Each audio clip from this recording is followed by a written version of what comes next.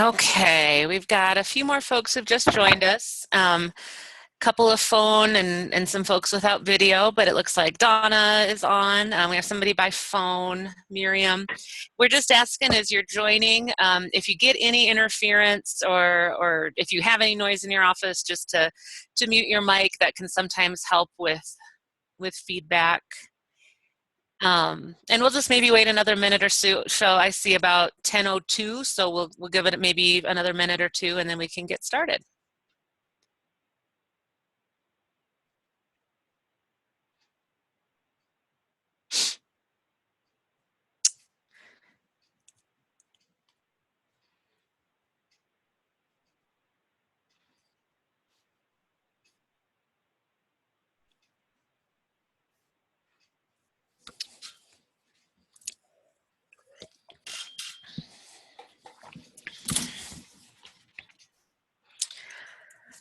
All right.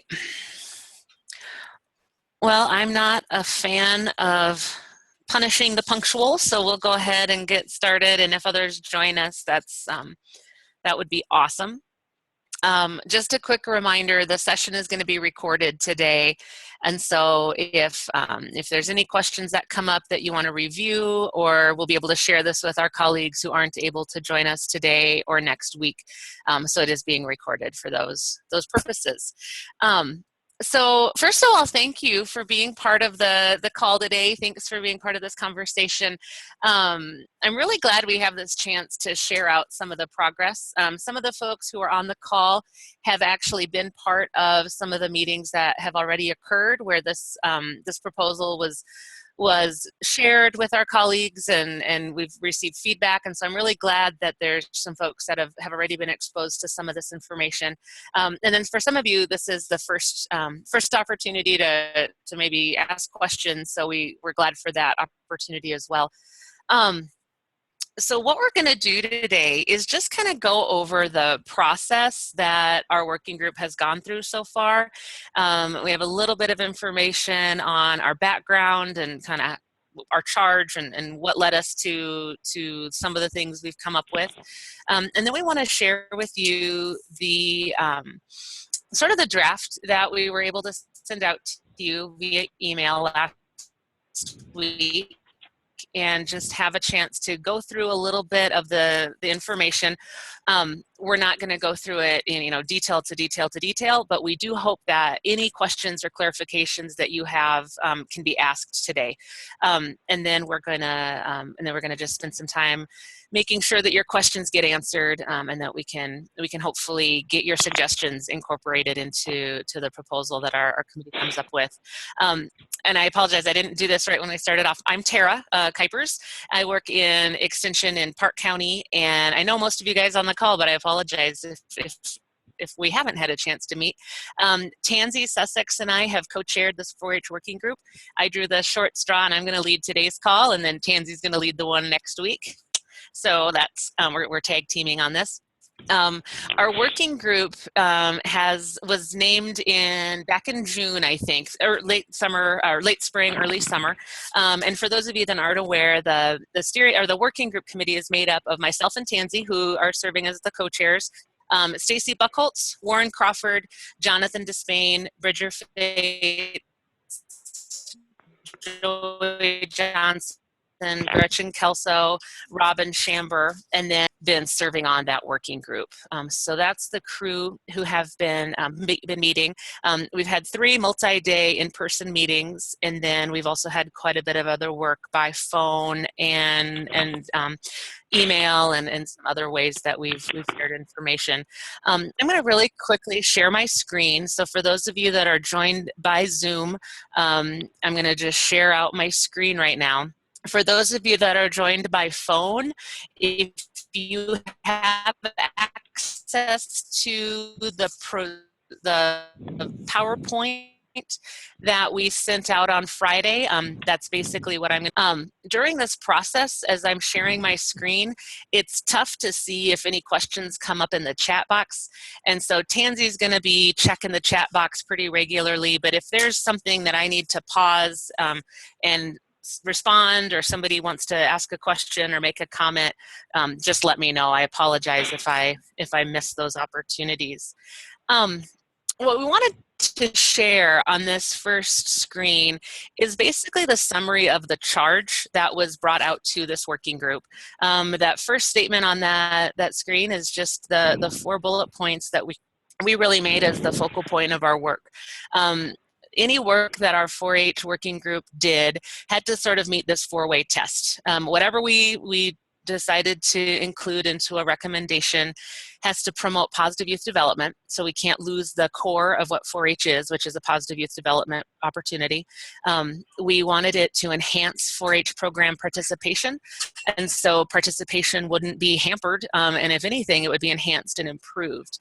The other things that our charge included was to encourage statewide uniformity among 4-H. And our working group took that part of our charge, not just programmatically, but especially as it comes to employment practices and hiring and kind of the job-related duties of the 4-H workers, those working in 4-H, as well as the way our organization approaches 4-H, as well as the program overall.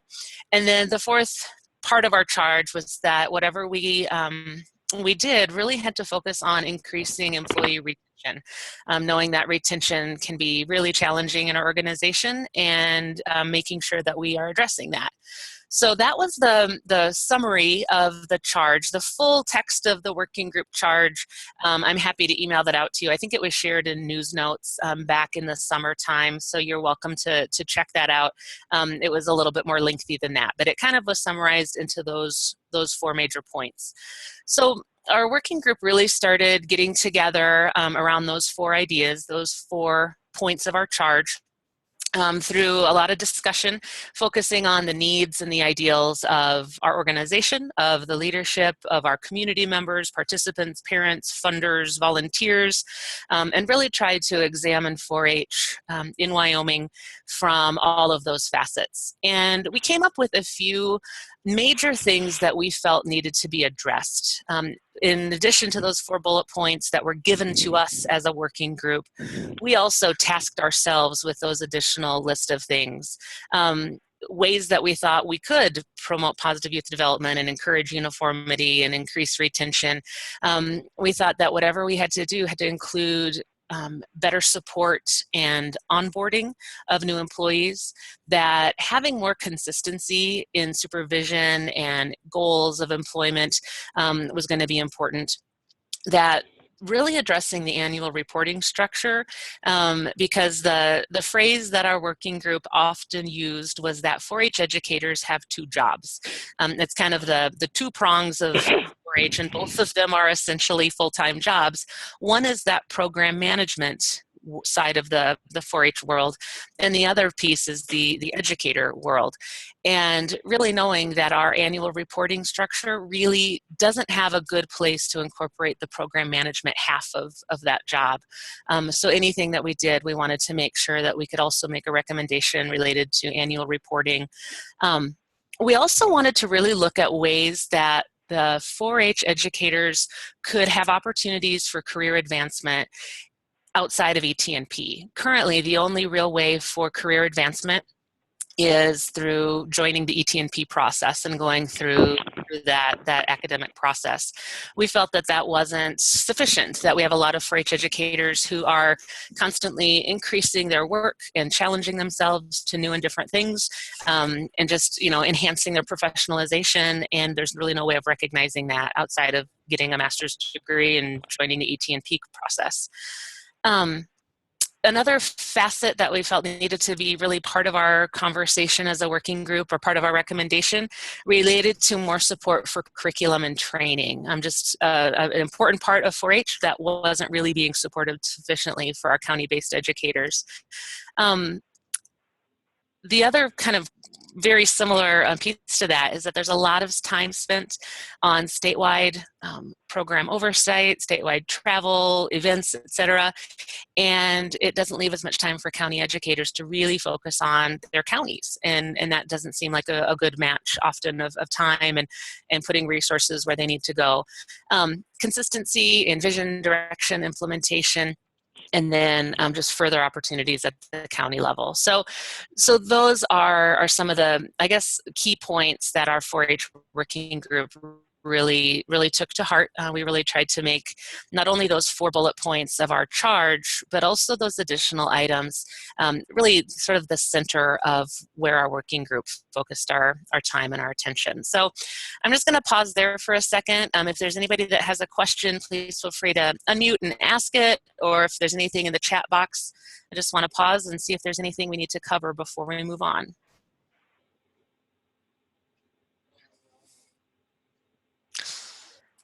Okay, we're going to move on.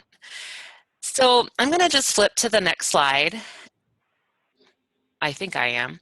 So this is the draft of what our working group came up with. And we're excited to share it with you for a few different reasons. Primarily is it needs feedback. It needs your time and your attention to help us make it better. I want to say a few words just about this before we dive in and start explaining some of the nuances of this proposal. The first and foremost is that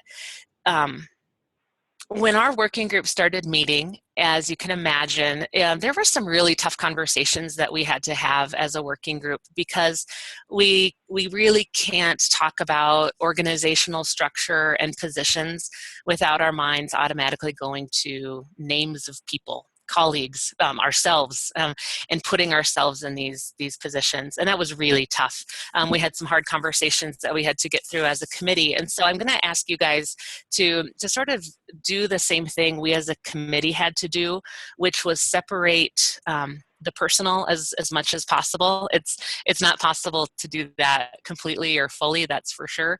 But we just ask that the work that we did, it's hard not to assign names and think about certain people and think about yourself in these roles. And while that is natural and important to do that, we also ask that we kind of look at it from that organizational perspective as much as possible.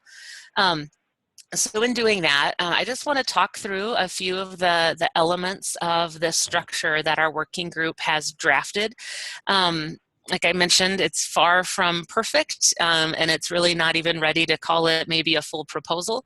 It's just sort of our first attempt at considering all of those elements that we think are important, that our organization has told us are important, and putting them into a proposal that we can move forward to Glenn and the rest of our administrators.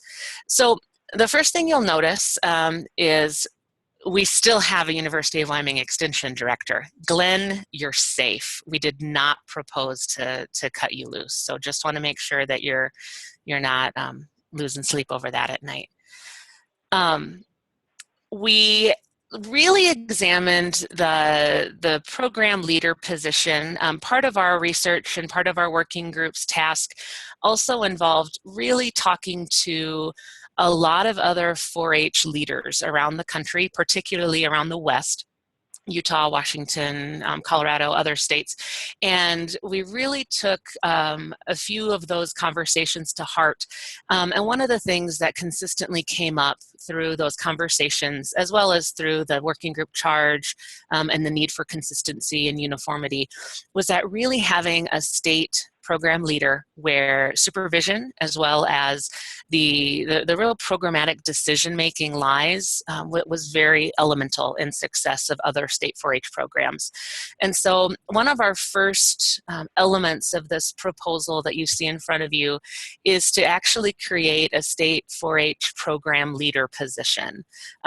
So you'll see that right here in this first box, having a state 4-H program leader that would have essentially the programmatic leadership and decision-making opportunity in Wyoming 4-H.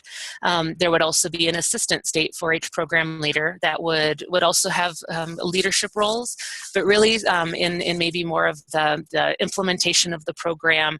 How we sort of started talking about it a little bit is that in many situations, as in we have right now with the extension, we have a University of Wyoming Extension director that really tends to the organization by focusing a lot of time on our external partners and funders and a lot of those things that go on external to the organization.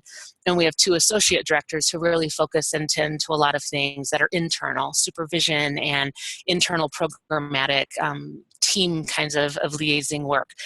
That's not unlike how we saw these 2 positions. The state 4-H program leader might be that person that in addition to really having oversight over the program in Wyoming itself, would also really be focused on how we're best serving our constituents and clientele, looking at national trends and opportunities, where the assistant state 4-H program leader would essentially be the programmatic leader within the state, have some of that charge internally, and maybe focus more internally in the organization. Both of those positions together would supervise the county-based 4-H educators. And so supervision, while not being completely uniform from one person, would be uniform in at least one office, looking at both of those 2 positions, the program leader and assistant program leader, offering supervision to our county 4-H educators. And that would be a hallmark of this proposal, quite different than it currently is, and offer what we hope would be an opportunity to maybe increase some of that uniformity. I also just want to note a couple of other things at the state level before we start moving into the area and the county parts of this proposal.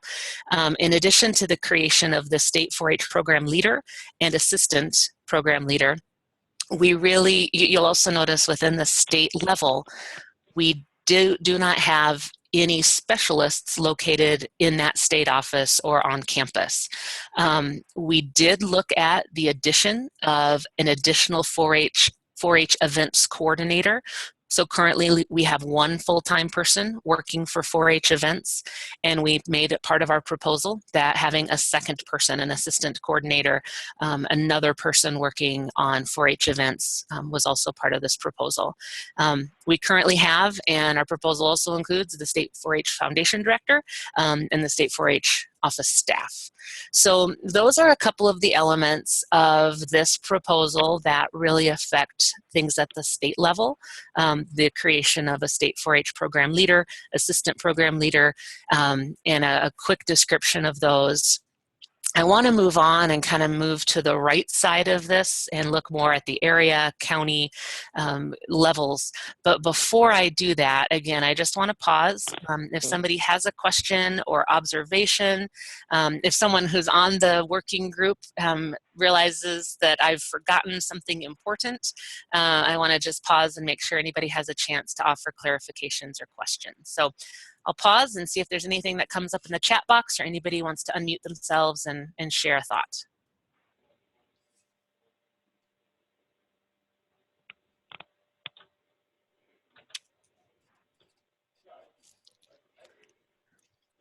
Okay, I'm not hearing anything and I'm not seeing anything in the chat box, and so that I'm going to take that as a sign for me to keep moving. So a couple of other pieces. Whoops, I went over too fast. So a couple of other pieces of this proposal that I want to share with you really relate to 2 other big changes. One is this creation of an area 4-H team. Our working group really spent a lot of time talking about how the area model in the other 4 initiatives within SMER and community development and nutrition and ag and hort is or isn't working, the benefits and the pitfalls of that area model. And when we came really to consider how that would apply or not to 4-H, we really looked at it in terms of creating area positions within 4-H that would in many ways be similar to the area educators in the other initiative teams, but also have some really unique characteristics or really unique attributes. As you'll see, the area 4-H positions, we very purposely called them area 4-H specialists. What we felt that this would do would be create an area model because we already in our organization have an area model. And so replicating that to some extent we felt was nice just for uniformity across our organization, but also moving specialists from campus out into the state. We really heard a lot of the concerns and needs to have more consistency and more support for our 4-H educators all around the state. And one of the gaps that we identified was that having a lot of those support resources located in Laramie wasn't always serving our organization as well as it could. So that creation of the area level 4-H specialists hopefully allows us to do a couple of things. It allows us to maintain specialist roles, but put them out into the state where they have easier access to our 4-H programs, our county-based programs, and our educators, volunteers, participants. Instead of our current specialist model, that utilizes specialists in youth development and volunteer development and some of those other realms. The way that our committee is sharing with you a way that we thought we might be able to approach it would be to create 4-H specialists that would be located out in the state in the geographical areas within the state of Wyoming, with a content focus in some of the areas that we feel, and not just we feel, we looked at the data, we saw where either national trends as well as statewide enrollment trends are leading us. So each of these 4-H specialists would have a content focus in one of those programmatic areas: shooting sports and natural resources, animal science, family and consumer sciences and healthy living, STEM, arts, and leadership and entrepreneurship. So those 6 bullet points that you see would actually have a specialist that is out in the state with one of those content areas as his or her focus, and they would be doing curriculum and coordination work for that content focus for the entire state of Wyoming.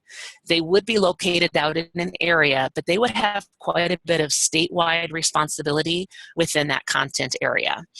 In addition to focusing on that content area and really developing, for example, STEM programs and curriculum and really creating opportunities for STEM all across the state, they would still have an area assignment.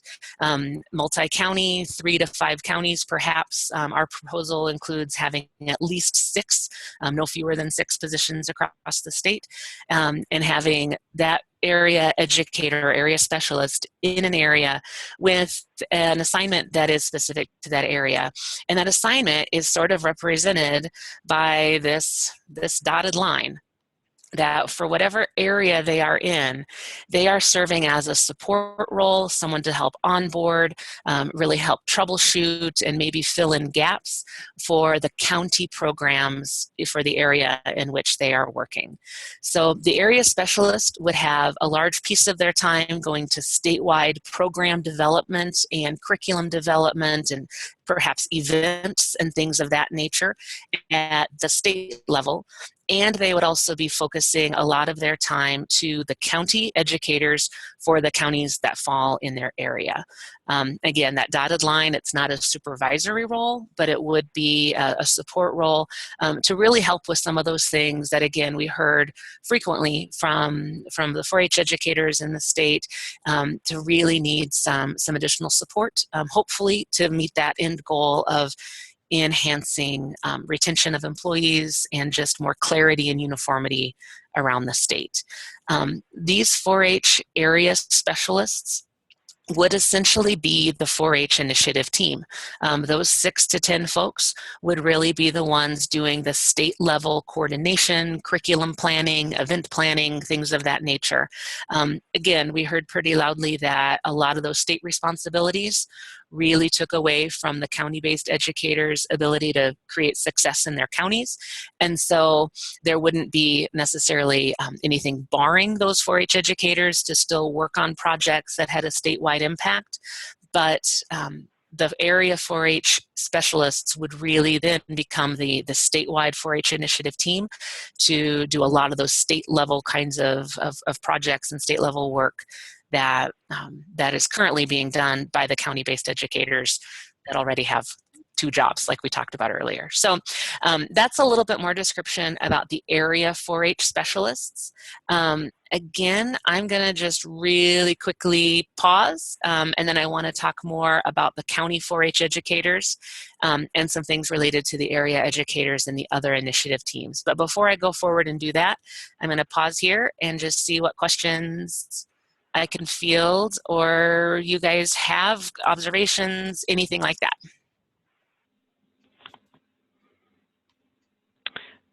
This is Donna. I'm not sure. I don't think I'm muted. I'm curious about. Okay, curious about statewide uniformity with the county-based educators not being a part of the statewide team.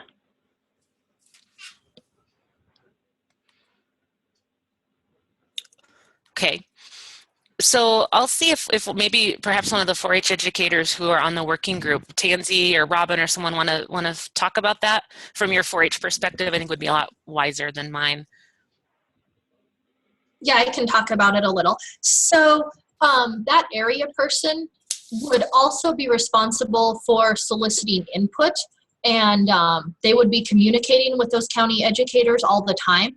And so they would be making decisions or voting in ways that would impact their group. So they would also be looking at what's best for the program on a whole. And so I think they'd have the unique ability there to be able to take the input from the counties, but also merge it into some growth that we currently don't always see with such a large initiative team. Does that answer your question at all? Vaguely. I still, well,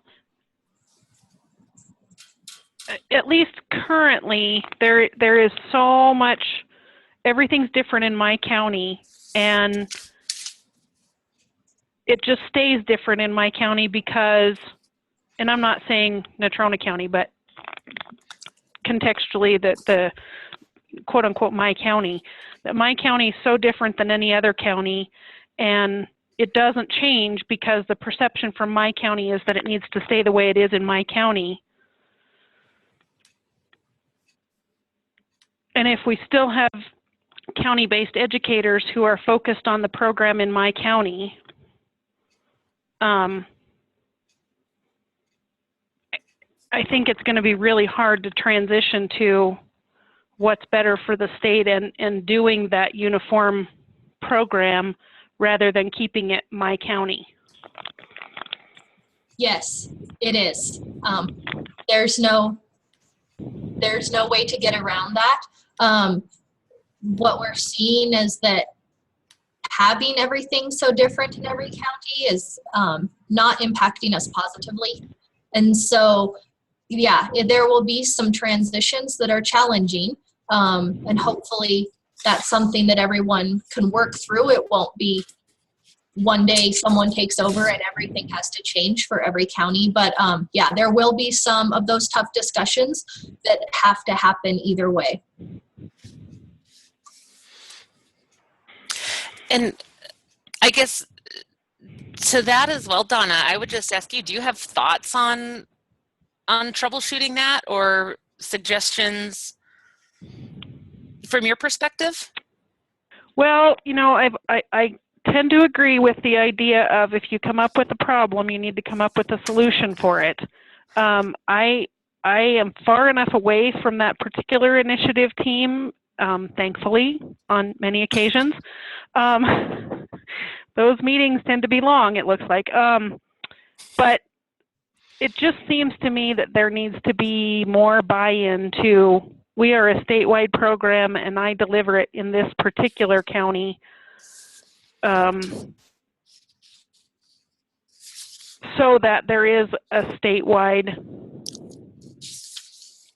consistency in the various programs. And there's more players in it than just the county educators. I realize that, which only complicates the matter. But I just hear that so much. and I've worked in other industries where I've gone to conferences with consulting teams, and they actually kind of jokingly say, we get people that come in and, you know, things are different in my office, or things are different in our town, and that's what makes it different in my office. So it's not only extension or not only 4-H that kind of has that mentality, but you do have to buy into and flip a switch that I need to do it differently in order to make things move forward. Mm-hmm. I think that's a great observation. And yeah, I think you're right. Extension isn't novel in facing this, and you know, in terms of just the differences. And frankly, not everything does work everywhere. And so I don't think, like Tansy said, there won't be. I don't think it would ever be realistic for our working group or any of us probably to think that complete uniformity was a goal, a worthy goal, because it won't likely be that way. You know, one of the other things, and as I don't want to jump ahead, but as we talk a little bit more about the county 4-H educator position, one of the things, and maybe I'm not hearing this correctly, but one of the things I heard a little bit, Donna, was kind of that need for more buy-in or maybe more incentive for doing things a certain way.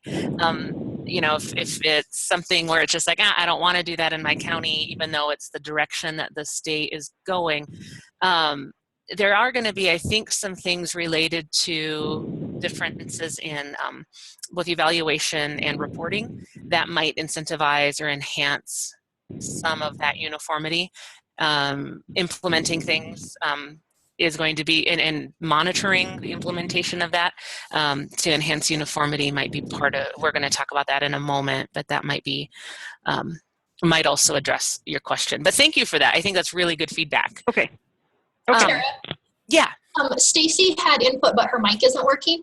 But sorry, she wanted to make sure that one thing that we had talked about is that those area specialists would help those county educators with those changes. So part of their positions would be support with their county programs when transitions were happening, so that we all could get uniformity, and hopefully it wouldn't be too traumatic for everyone involved. There would be some support there with the leaders, the stakeholders, the members, that sometimes when we're making transitions now that we're just on our own. So that would be an additional change agent that's available to us.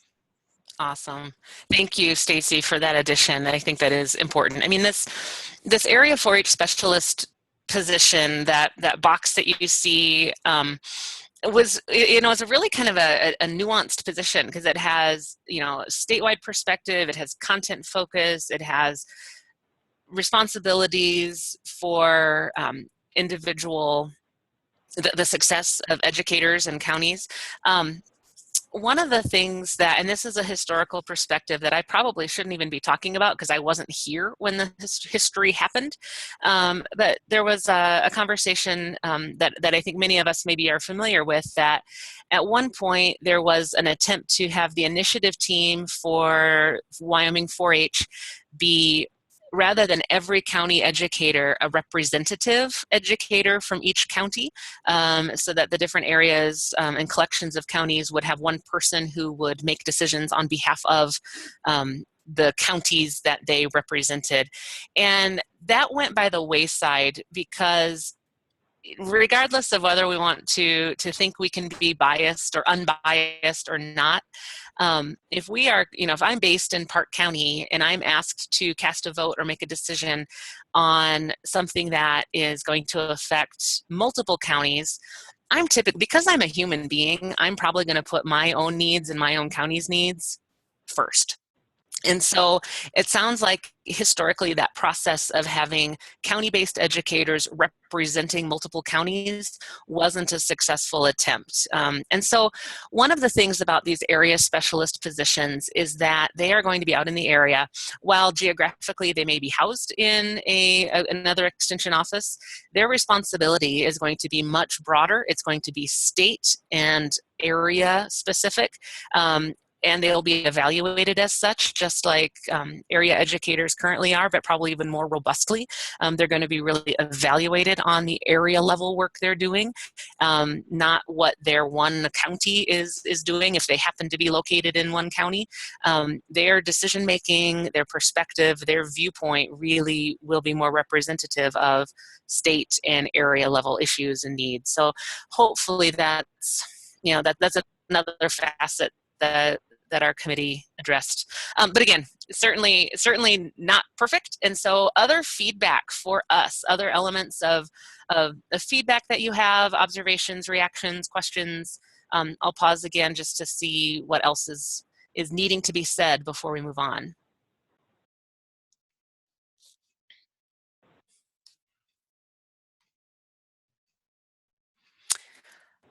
Okay.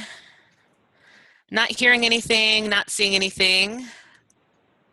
Okay, so I want to talk now about the county 4-H educator positions. Like I mentioned earlier, we try to really not attach specific people's names in these positions, but words do matter. In terms of the county 4-H educators, you know, any of these titles, you know, if this is the exact title, whether it's a county 4-H educator or a county 4-H program manager or program coordinator or something like that, but we're just calling them county 4-H educators right now because that's the language that we as an organization know. This would be the position that you know, we currently have as our county-based 4-H educator, with some changes that we want to highlight and really want to reflect on.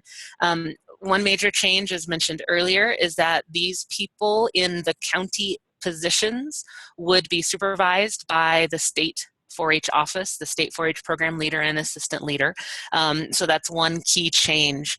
The other key change that's really important is that the proposal that our committee brought forward or is bringing to you for feedback is that the county 4-H educator position would be considered a non-ET&P track professional staff position for a couple of reasons. And I'm going to say before I dive into those reasons, because it is natural to be putting yourself in these shoes, if you are a 4-H educator that is currently in a position, you're an academic professional, you're on the ET&P track, whatever your scenario would be, I can't imagine a scenario where this draft or any proposal would be implemented that you would not be able to keep your position that you're in.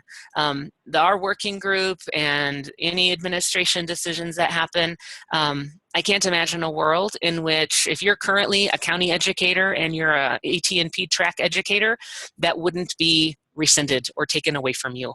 You might have options, but I just want to put that out there, that this proposal in no way means that this would be changed in a quick way. Likely it would be an implementation process that could be a lot slower.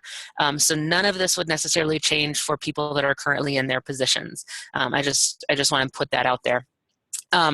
So going back to that earlier statement, these county 4-H educator positions, in order to reflect kind of that dual role of they are program managers as well as educators, but also to increase or to insert an opportunity for program advancement, to have some kind of an opportunity to advance and be on a tiered system for not only duties and evaluative opportunities, but also for pay raises.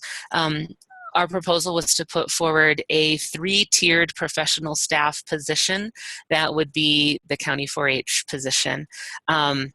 Those 3 tiers haven't been determined yet. We don't have detail on what a tier 1 versus 2 versus 3 might look like. Our committee does need to focus some time and energy on that, so we'd love your suggestions or ideas.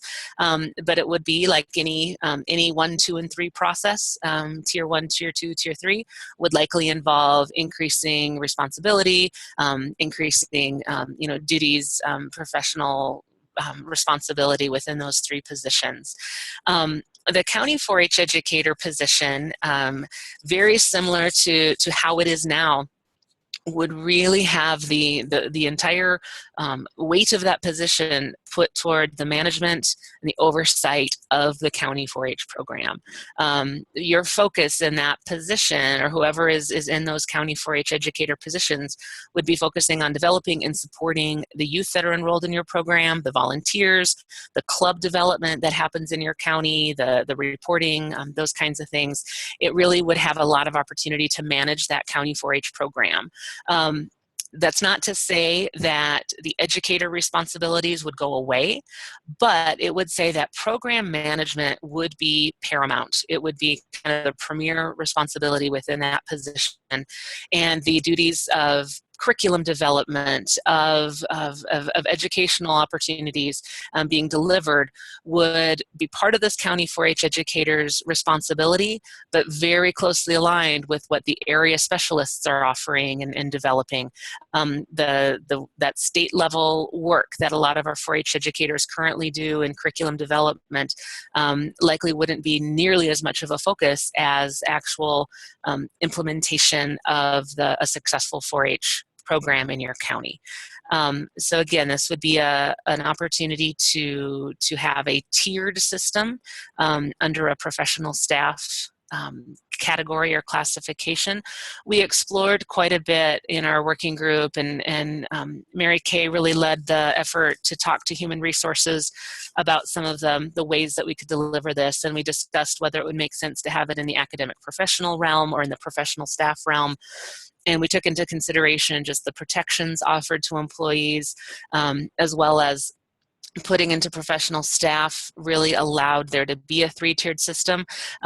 We currently have a 3-tiered system within academic professionals, and it's called ET&P. And so we really, without duplicating that or replicating that, we knew we needed to have another opportunity that wasn't ET&P, but that was an advancement opportunity. And so that was the way that the working group sort of gelled around that as our part of our proposal. So again, I just want to see what other things, other committee members who are on the call that you guys have that I need to touch on, or questions from any of the participants on the call. This is Tansy. One thing that I did just want to highlight that was kind of confusing sometimes when we've explained this is that our educational responsibilities do not change. So part of the management of our program is training those leaders, training those kids, getting project leaders. None of those teaching components would change. So what would change is we don't have to write the curriculum anymore. Now somebody is providing it for us, and we hopefully have the time to go out and implement it. So I just wanted to clarify that. Thank you. Reactions or clarifications from anybody else up to this point on this piece of it or any of the other pieces thus far?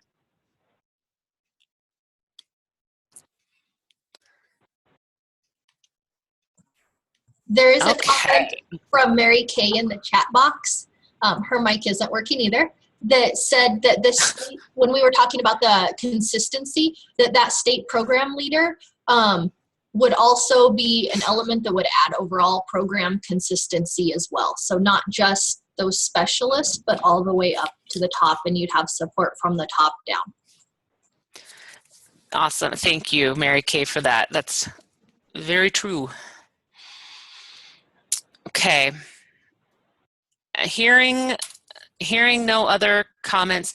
Man, nobody's mic is, even the people that's mics are working aren't talking. So this is gonna, we're just wowing everyone as reflected by your silence. Okay, so a couple of final things that I want to share that are elements of this proposal that that we think are important, and then we're going to just talk through a few other highlights, and again, hopefully have some conversation about your feedback, your reactions. You know, this is this is the purpose of this. This working group proposal is by no means ready to be submitted. We are showing you, kind of show and tell, here's what we've come up with, and now we need your feedback to help us make it what you need it to be. So with absence of any other questions or comments to this point, a couple of other things I just want to share relate to our existing area educators. Our working group also had a lot of dialogue and a lot of conversation around the way that other area educators, so SMER, CDE, Nutrition, Ag and Hort, how the other initiative team area educators support or frankly fail to support 4-H in their counties. And for those of you that aren't aware of this, I'm sure most people are, but all area educators, whatever initiative team they're part of, all area educators have a 10 to 15% appointment that is called 4-H and youth development. It's 10 to 15%, and it is filled and fulfilled a lot of different ways across the state. So our working group really had a lot of dialogue. We had a chance to talk as a group, as well as talk to Glenn and the associate directors a little bit about what that means, what that looks like in the state. And a couple of things that we really focused in on. One of those things that our initiative or our working group really thought and talked a lot about is if that is a 10 to 15% appointment for 4-H and youth development, to what end, or what's the ultimate goal in that? And a couple of goals really came up. One of those goals is to just help support the 4-H program, but even more specifically, help support the 4-H educator in the work that they're doing. Very closely related to that was the goal to have a sense of kind of team collegiality in the office, having area educators that can contribute to just the overall collegiality of the office. I think I'm sure I'm not the only one who's aware of the fact that 4-H is the premier thing that Extension is known for across the state. And it gives us all, area educators or otherwise, it gives us all an opportunity to contribute to that program. That's the goal, or that's maybe the vision, but how that vision actually gets carried out in different county offices is very different. So we discussed the utility of having that 10 to 15% 4-H and youth development appointment. And if the real goal, oh, one other thing I just want to say really quickly before I go into that. There's often kind of the confusion over how area educators fulfill that 10 to 15%. If I, as an area educator, go anywhere near someone under 18, I might count that and check that box for my 4-H and youth development appointment. So if I, go within 10 feet of a teenager, I might count that as my 10 to 15% 4-H and youth development appointment, even if I do nothing to support 4-H in my county. So I can, I'll use myself as an example. If I'm invited as a CD educator to go teach a leadership development program for our high school student council, that really is part of my job as a community development educator. That audience has nothing to do with 4-H and youth development because it doesn't necessarily mean that I'm helping to support or enhance 4-H in Park County. It means that I've taught to a youth audience. That's really part of community development work. My audience for community development, they might be 16 or they might be 60, but it still doesn't mean that I have fulfilled my 10 to 15% county appointment for 4-H and youth development. So taking all that into consideration, the way that our working group really kind of addressed that, or is attempting to address that with your input, it'll hopefully address it better. The way that we looked at addressing that was to, instead of saying a 4-H and youth development, which was sort of a red herring, because if you put youth development in there and you say, okay, I talked to a kid, that means I can count it. Instead of putting it as 4-H and youth development, it would be a 10 to 15% county program support. So that means that I need to be spending 10 to 15% of my time as an area educator supporting the programs that are also existing in my county. That means that if my 4-H educator in Park County needs me in a specific way that's going to help enhance the 4-H program in Park County, as an area educator, that's likely where my 10 to 15% time would go. There's also, though, the kind of tongue-in-cheek example that I have to just share is that sometimes a 4-H educator would really rather an area educator just kind of not be around. That 10 to 15% is almost more of a burden than it is a help. And I'll acknowledge that, and I don't think that's a secret that might put the 4-H educator in a little bit more of a driver's seat and allow them to say, you know what, your 10 to 15% time might best be served educating. It might be best spent locking yourself in the breakfast booth during fair and not coming out. It might mean, why don't you go and check what the CNP person in your office needs help with, and don't touch 4-H with a 10-foot pole. That's maybe a little of an extreme example, but I think it acknowledges the fact that if the goal of that 10 to 15% youth development and 4-H appointment is meant to support 4-H and youth development in your county, and hopefully at the bare minimum do no harm, but ideally enhance what's going on, we need to delineate that a little bit more and actually outline what that means. So for an area educator, just because you are hired to be an adult educator in your specific discipline doesn't mean that occasionally you might be teaching to youth audiences. But just because you teach to a youth audience doesn't mean you're checking that box for your 10% 4-H and youth development appointment. So all those things went into consideration, and that's sort of how we thought we might address it, is to put it as a county program support share of time versus a area 4-H and youth development amount of time. The other thing that hopefully that does, and again, with your feedback, hopefully it'll address it better, is, again, as an area educator, I'll use myself as an example. I'm in an area that has 5 counties. So as an area educator, I have a 10 to 15% 4-H and youth development appointment. So does that mean I spend 2% of my time in all 5 of my counties, which really is hard to make a notable or valuable impact? 2% times 5 really doesn't get us very far down the road. Nor does putting 10% in every one of my counties, because if I have 5 counties, all of a sudden 50% of my time is spending doing 4-H and youth development. So with all of that being considered, making sure that that 10% or 15% appointment is focused on your county, and it's focusing on actually supporting other extension programs in your county, namely 4-H, but perhaps other things that might need support from area educators, was our attempt at addressing that. So again, thoughts, reactions, questions?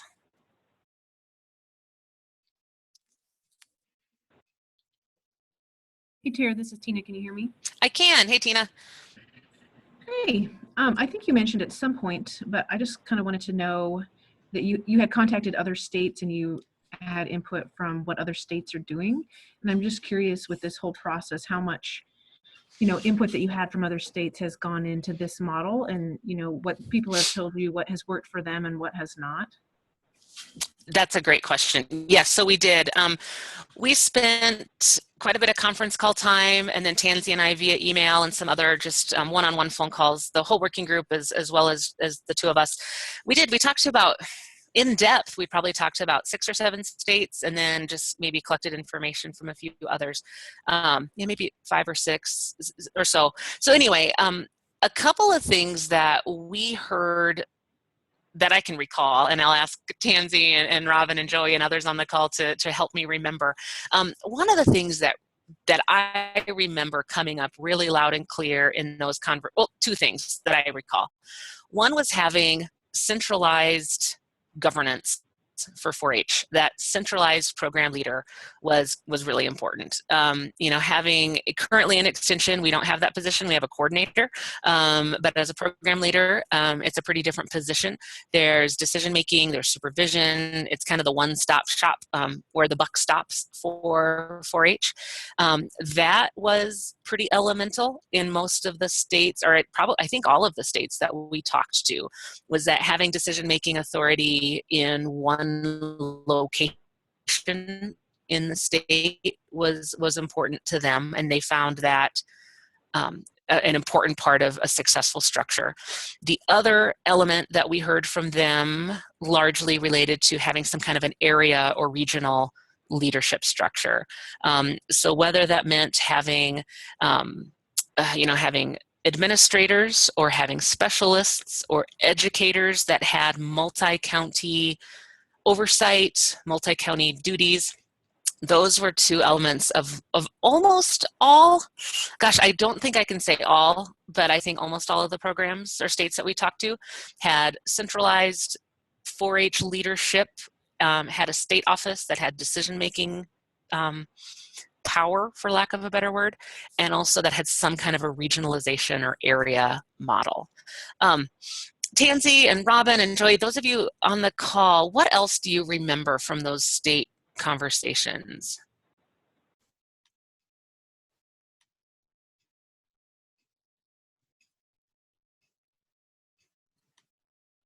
I think that pretty much captures it.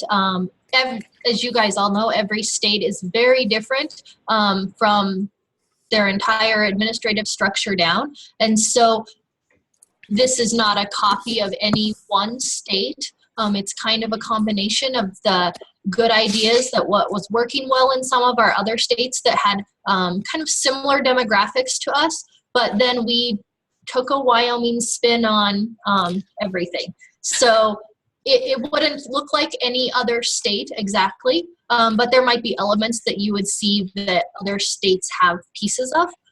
The only thing that was pretty consistent, like Tara said, was that state program leadership and that person in that position having oversight of the program. And then that was the only thing, though, that is pretty much consistent with most every state that we talked to. Was there also consistency at all in the positions being staff versus ET&P track? Or did that vary? No, that varies widely between counties, states, funding sources. There are some states that those positions are county staff positions. There are some states that they are educators. Some have multi-levels within that. So that's pretty different in each state.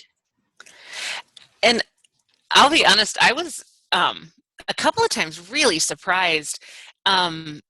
In some we asked, that was kind of one of our stock questions that we asked is, tell us about the county-based educators or county-based positions you have with 4-H. How are they funded? What kind of a position is it? Is it professional staff? Is it an educator?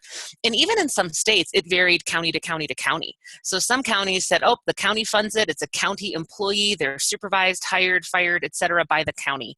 And then the county over might not provide county funding. So then the university or the extension service provides funding, and they're a university employee, the county next door.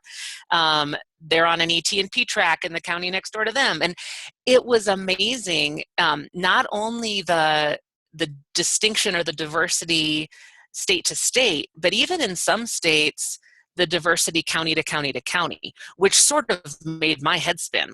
That was sort of disturbing to me. I couldn't imagine how you would function in that realm. But a lot of it was driven by funding. And they said, in some counties, they're willing to put in the funding for a full position or 2 or 3 or whatever. And in those counties, we let them do it. In other counties, if we can't, figure out something with the county, we put someone there. Or we chunk 3 or 4 counties together, and they just kind of by happenstance, have a 4-H position that's multi-county, that is basically doing 4-H in 4 counties, but only because all 4 counties pooled their money and hired one person. So it was really interesting to hear the diversity among the states and even within the states.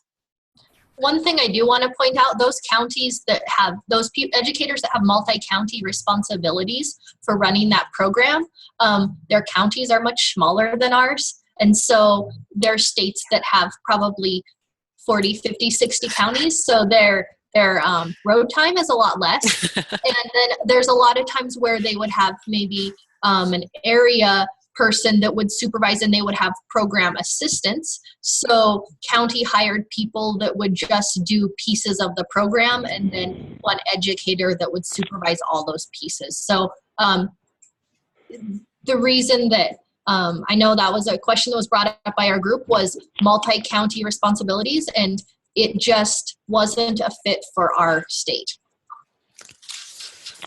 So real quickly, This is Donna. I'm just going to comment real quick. That sounds before very you much start, like our county-based oh, horticulturist. sorry, Donna, before you finish that, I think Tina was just finishing a thought. I don't want to. Oh, sorry, you're right. That's okay.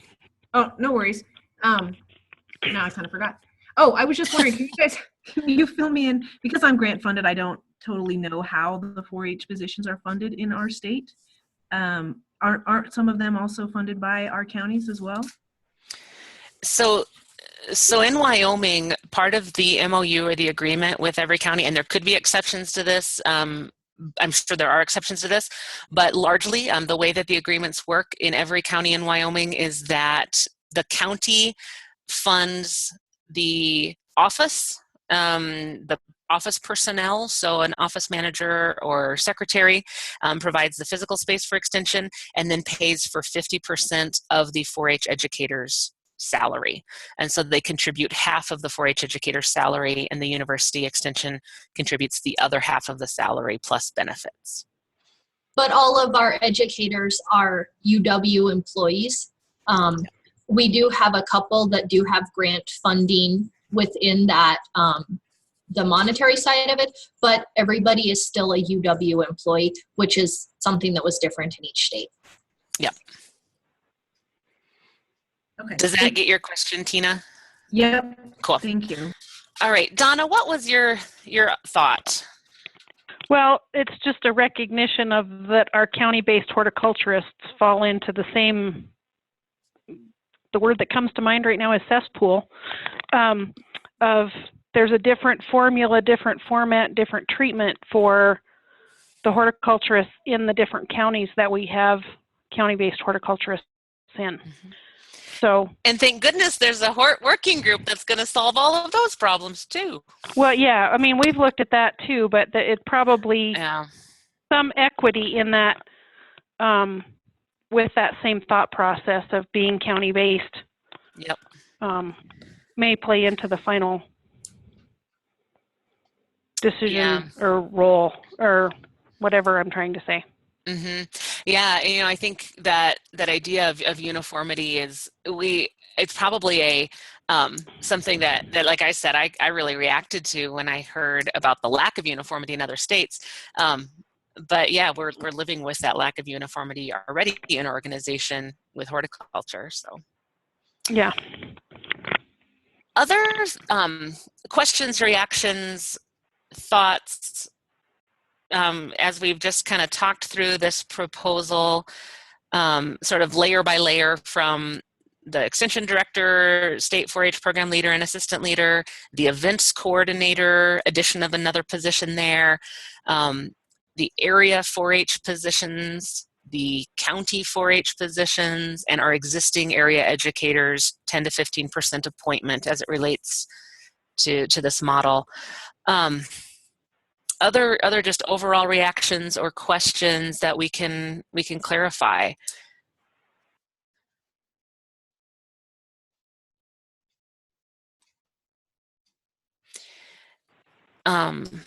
Anything in the chat box, Tansy?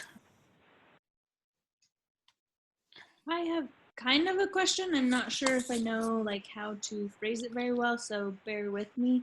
One of the things that is problematic is the attrition, and I see in one of your goals it was to alleviate that, and I know you guys put a lot of time into that. Can you paint me a picture of kind of, because I'm sure you put a lot of, again, time and thought into it, so can you paint me a picture of how you perceive all of this working together to help that problem? It's a great question. I'm happy to take a stab at it, but Tansy or others on the working group, please jump in or follow up. So a couple of things. Well, one is it's just going to magically happen, right? Like, it's just going to happen. We're going to put it all together and put it in a shaker, and it's going to happen. No, so a couple things. When we think about the root causes of some of that attrition, some of it is things that probably are outside of the scope of this structure.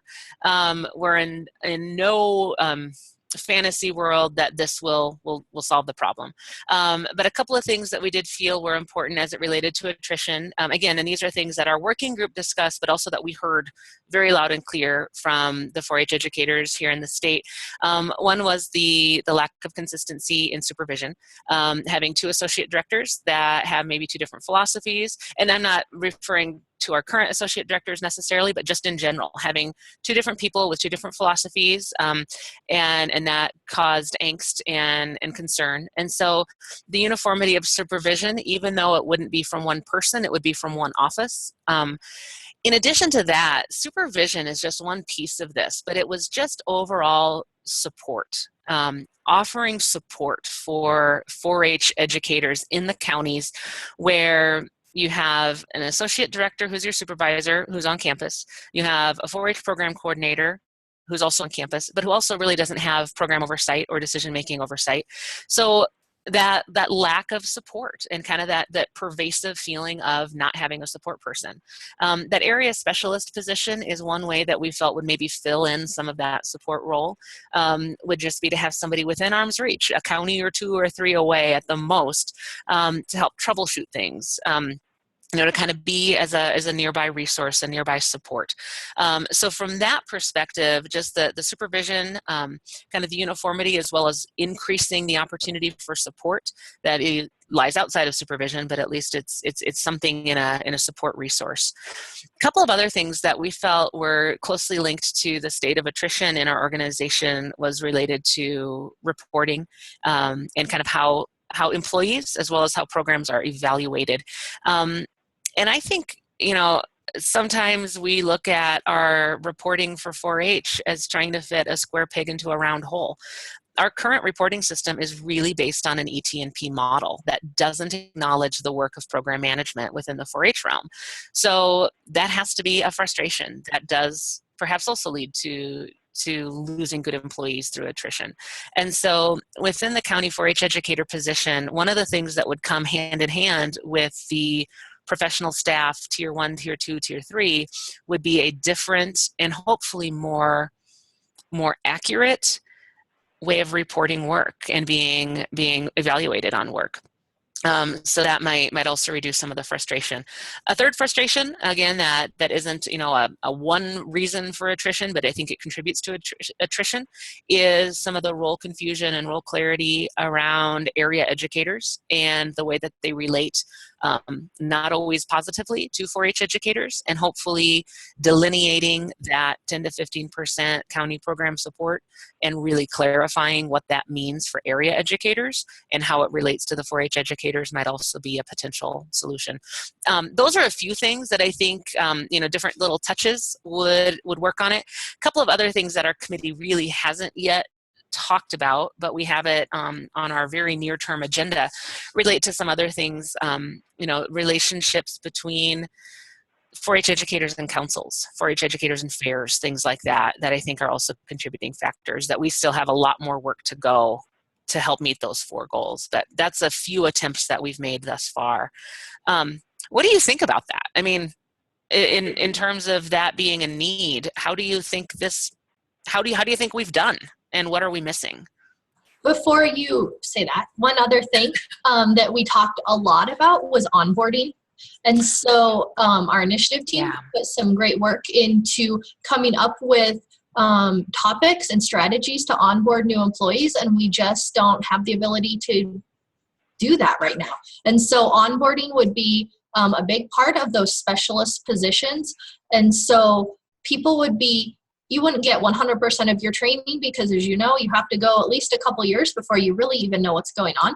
But you'd have some training and support from the beginning that should help those newer employees succeed. Thank you, Tansy. So, I mean, Kelsey, that being a question or concern that's on your radar screen, what other what have we missed, or what do you think we're maybe misguided on? Yeah, and I think that helps me a little bit think about it. I think one of the things that when I talk to my colleagues, they talk about being overwhelmed. And so when I was thinking about this, I was thinking maybe it would help with that, and it could a little bit, but now, I mean, I think also having that support and that role clarity, when I think about my job, are some difficulties, because even if I'm overwhelmed, it's still hard for me to have a conversation with my supervisor about where I cut back or what are priorities, because there isn't role clarity and there isn't support. So I think those, it's a big proposal in my mind, and I know that the reality is it may not be able to be implemented in its entirety. So, but just having those goals out there of, if we do nothing else, if we try and implement things that create clarity and support, that helps me move or understand the goals of it, I guess. So I think that's good. Thank you. Mm-hmm. Other reactions, either to the overall picture, maybe how we've addressed or failed to address certain facets of concern that you have? This is Tina again. I got to watch the YouTube video of the area team meeting, so I know a little bit about the discussion. And I think good. it brought up the area specialists, whether they would have enough work to keep them busy, and that would be a concern for me, that they would have enough guidance and direction, that they would actually be of use to the county-based educators. And I mean, I think if it was, implemented correctly, it could be really beneficial, but if not, they just could be positions where the county educators don't really see much benefit from. Right. And, I think the frankness of what you just said is so important. There are plenty of 4-H educators in the county who might say, I don't need you. I'm not going to use you. Some might say, you know what, I can write curriculum better than you can, so I'm going to write my own curriculum. And that's reality, absolutely. Hopefully, the art and the science of all of this coming together perfectly is something that, we'd have to hold our breath and hope for. But getting the right people in those positions who are able to really contribute to those content focused areas, really help develop, whether it's shooting sports or STEM or visual arts and, whatever it might be, having somebody that can really have the content knowledge, but more than anything, just that programmatic knowledge of how to make those things developed well for Wyoming, and then really provide that support for the individual educators and programs and fill in gaps and onboard and just really be that support role. I think it has a really cool potential, but it also will take some of the right people to be in those positions.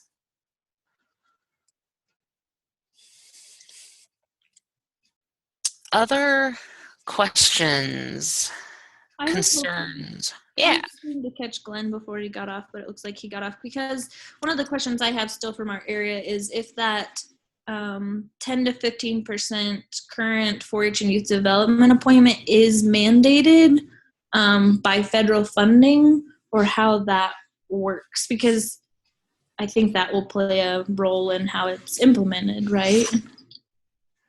Right.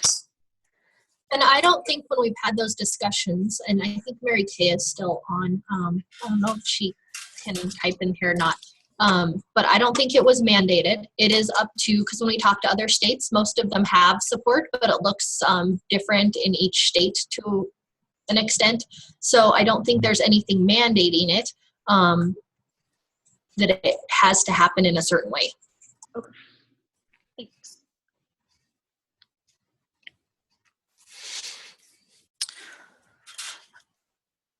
What else? Mary Kay said, no, it's not mandated that each employee has a 4-H assignment at the federal level. Cool.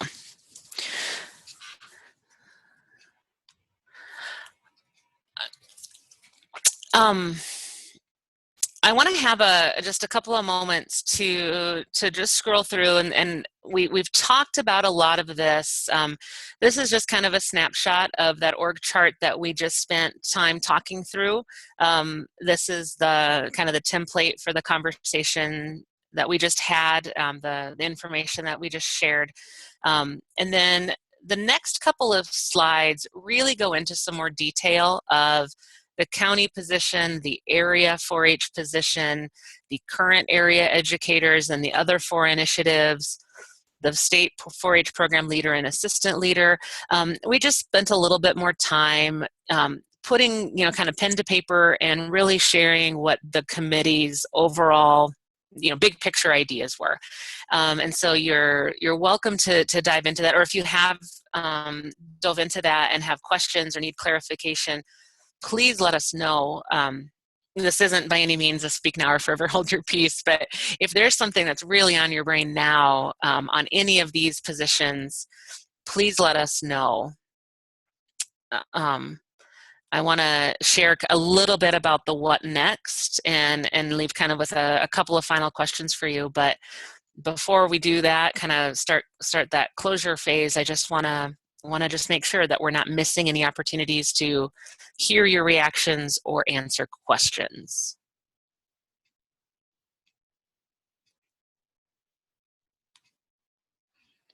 Tara, go back a slide, please. There is a typo under the state 4-H program leader. Currently, so in each of these, there are current positions. It talks about what those people currently do and then what the new changes would be. So under the current, it should be that they currently do not supervise. Well, they supervise, oh, go back. Sorry. The specialist, foundation director, events coordinator, and support staff, but they do not, at the bottom, supervise county positions at this time. So Jonathan's position has no supervisory function right now, and so that should say do not supervise county positions. So. Thank you, Tansy. We had, I think, a couple emails, and I think I changed it somewhere, and it accidentally changed it here. I apologize. Thank you for noting that one.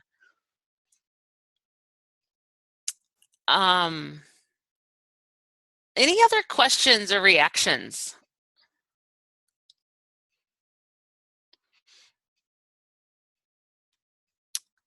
Then as we start wrapping up, I just want to share a couple of final thoughts on the way that the working group is going to be taking this and moving forward or not. Again, depending on your feedback. This is really one of those tough things because our working group has put a lot of time and energy, but none of us are married to this proposal. Like, we really don't want to keep working on it if we've missed the mark, we've forgotten something, if there's just a big red flag. So, it's kind of hard because we present this and clearly we've all invested a lot of energy and time into it, but at the same time, I don't want to continue investing time into something that doesn't fit the organization's needs. And I don't think anyone on the working group wants to do that. So here's the couple of next steps that we want to share with you, and then kind of think about feedback. So the process right now, we're really working on, right now, the phase that we're in is collecting our organization's reactions to this, this proposal. We've had a chance to really just briefly share it with Glenn, and Mary Kay and Kelly have been part of the working group. But our goal now is to really just make sure that our peers, our other educators within the organization know what we've been up to and know the direction that we're kind of leaning. And we have a lot more work that needs to be done, both to take any feedback that we receive from you, as well as just a kind of to-do list of things that we still have to work on. This bottom kind of bulleted list are things, it's not exhaustive, but these are things that we as a working group really haven't tackled yet. We need to talk about funding, and are there other options for generating funding for 4-H that we haven't explored? MOUs, et cetera. We've had the conversation and everything from mill levies to everything else. And that conversation about funding gets especially important, but also difficult with the current budgets that we're all facing in our counties as well as the university overall. But it is something that our working group recognizes we need to talk about. We also had, I mentioned this earlier, really talking about more and maybe making some recommendations on the relationships with the county 4-H councils, foundations, volunteer groups, and how they relate to 4-H in every county, fairs and fair boards. We need to spend a lot more time thinking about the 3 tiers of that position. If we hear feedback from you that's kind of a green light or a red light or whatever you tell us, one of the things we know is that if we pursue a recommendation that involves county-based educators being professional staff within 3 tiers, we have a lot of work to do to delineate what those 3 tiers would look like and how they would be defined. So that's going to be a big task. And then the final one too, just, what are the funding needs? Not just what funding is out there, but what do we need to be successful in 4-H? So we have other tasks that again, isn't an exhaustive list. Our end point is December 2016. That's when our final recommendation needs to be passed on to Glenn. Our working group meets in about 2 weeks, mid-April. We're going to be getting together. We're going to, at that point, have had an opportunity for everyone in Extension to either be part of one of these calls or at least tune in and hear one of the recorded calls after the fact, and hopefully provide us with feedback that we need on where you feel we need to focus, maybe what we need to change or improve, maybe some things that you think we've done well that we can make sure that we hold on to. We'll meet again in a couple of weeks. We'll spend a lot of time going over the feedback that we've received from you and addressing some of these next topics that are on our agenda. One of the questions that I have, and I'll just kind of use this as maybe a closing question and then just share with you the final information on how else to give feedback. With anything in terms of an organizational change, we are likely not going to wake up one morning and have this or anything else be our new structure for the organization. Whatever changes get adopted will be phased in over time. And I don't know what time that will be, whether it's, several years or a decade. I think within the last big organizational change that Extension experienced when going to an area model for educators, that was really just fully implemented in about the last year with one of the final retirements of a person who had been in the old, quote unquote, old model. So nothing in this proposal is probably going to be implemented quickly. It's just not how Extension does things, how universities do things. So there will be a phased in kind of a process. Largely that will also be dictated by budgets and all sorts of things. But one of the questions that I think would be really responsible for our working group to answer, and we would look to you for this answer, is if we were to make one change that would really make a difference in 4-H in Wyoming, or maybe really make a difference for you in your job as a 4-H educator or as an area educator, what would that thing be? We proposed that org chart, really is emblematic of about 5 or 6 or 7 pretty big things. Not any one of them is a silver bullet, but if there were one thing that could really make a difference, what would that be? And if anybody has just a reflection or a reaction to that question, I would love to hear it either now or in a follow-up email or something else. I think that's a really important question that I would like for our working group to be prepared to answer. So any thoughts on that?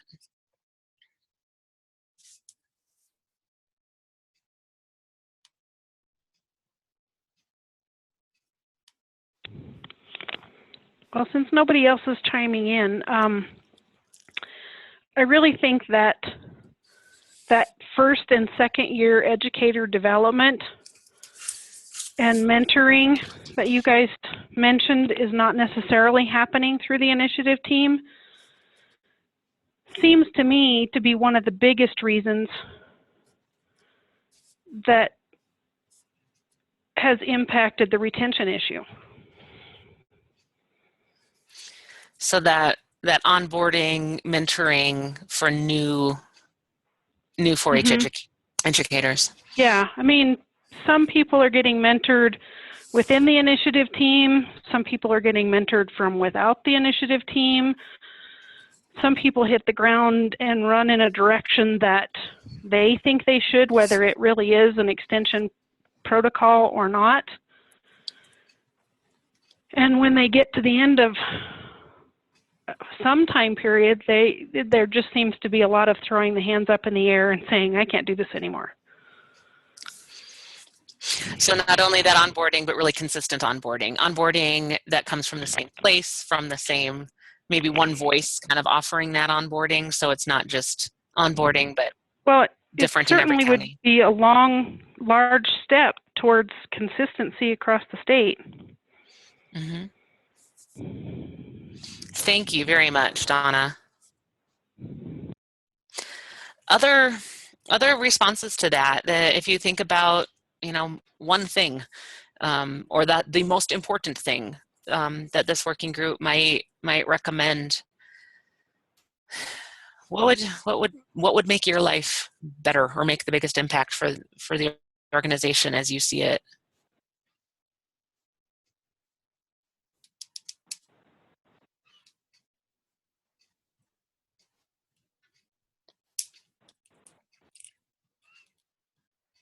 Okay.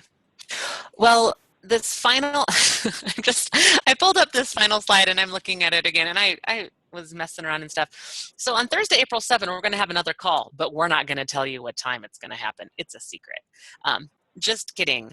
It is 1:00 p.m. So this session today has been recorded, and we'll make it available to all of Extension via the YouTube channel. We'll get it uploaded. We'll make sure that you can join the one on Thursday if you want to have a repeat of this, or hear other people's questions. You're welcome to join that one again. Hopefully we'll have more of our peers and colleagues on the call on April 7th. We are using these calls as one method of getting your feedback, sharing the information, but also getting your feedback. So other ways that we would love for you to share feedback, you can see at the very bottom of this slide on your screen, there's a SurveyMonkey link. That is a link to an opportunity for you to share feedback. You can write it out. And we just ask for your input on facets of the program and the proposal and the proposal overall. So you're welcome to share feedback in that way. You're also very welcome and encouraged to share your feedback in an email or a phone call. Anyone on the working group has been part of this process. We can take your feedback or your input. Phone call or email, Tansy and I as the co-chairs, but really anyone on the working group would be prepared to answer questions or to just take in your input, and we'd really encourage you to do that. As I've mentioned probably too many times, but I'm just going to mention it again. This is really something that we put a lot of energy into making sure this fits your needs. And if it doesn't, we need to know that from you. Or if there's questions or something just really feels that it's not a wise direction, or maybe it really is a wise direction, we need to hear that from you. And so we put that fully now on your shoulders to get us the information that we need. We may have really gone astray and missed something important, but we won't know that until you tell us. So we're looking forward to you telling us that in any of these future calls, feedback through the SurveyMonkey, phone call, email.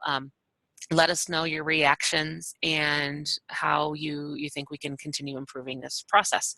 I'm going to just see if there's any final thoughts or parting shots before we sign off.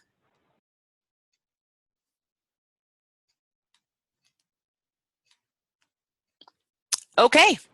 Well, on that note, I hope you guys have a great rest of your day. For most of us, we are having a snowy one, so I hope you enjoy the snowy weather, and let us know what questions you guys have. Thanks, everybody, for giving up part of your day to be here. We appreciate it. Thanks, Tara. Thank you. Thanks, guys. Happy Tuesday.